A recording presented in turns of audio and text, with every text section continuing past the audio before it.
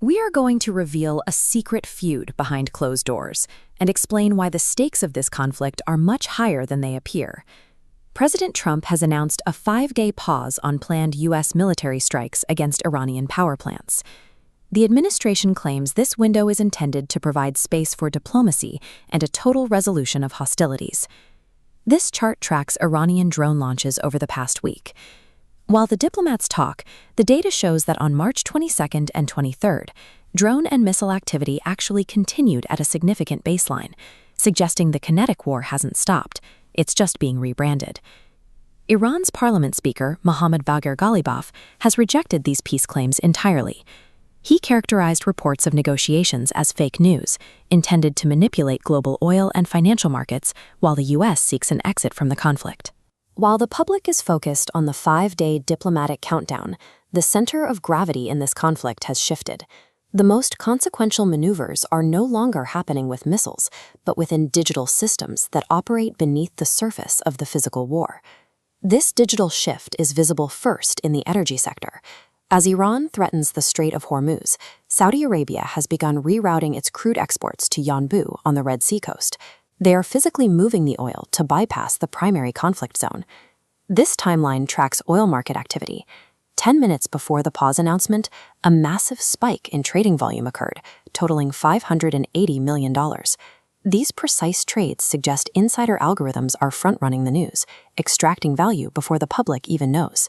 In this environment, the ability to algorithmically exploit a physical threat provides a higher return than the physical destruction of the infrastructure itself. The military has mirrored this reliance on commercial software.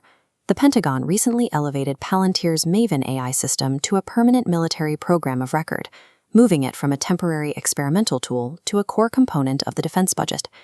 This system provides a level of operational speed that human analysts cannot match. In the opening hours of the Iran war, the Maven system successfully identified and prioritized 1,000 targets for engagement. This shift has created a divide in Silicon Valley.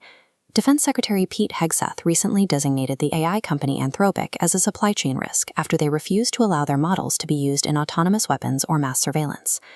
The U.S. military has integrated commercial AI as a permanent layer of its warfighting capability, selecting partners based on their willingness to weaponize their code. This integration of software and hardware leads to the ultimate invisible threat: harvest now, decrypt later, or HNDL. Adversaries are currently hoarding massive quantities of encrypted diplomatic cables and military data transmitted during the chaos of the war. They cannot read this data today, but they are archiving it for a specific technological milestone. That milestone is Q-Day, the point, estimated between 2030 and 2035, when quantum computers will possess the power to instantly break current encryption standards. Using Mosca's theorem, if a stolen document's secrecy shelf life is 30 years and a quantum computer arrives in 15, it's a guaranteed future exposure. Thus, any data exfiltrated during this pause is already compromised.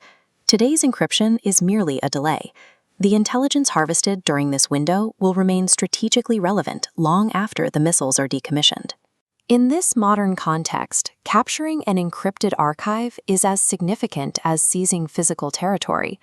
A 5-day pause on physical strikes does not stop the conflict. AI targeting, financial algorithms, and data harvesting continue without interruption.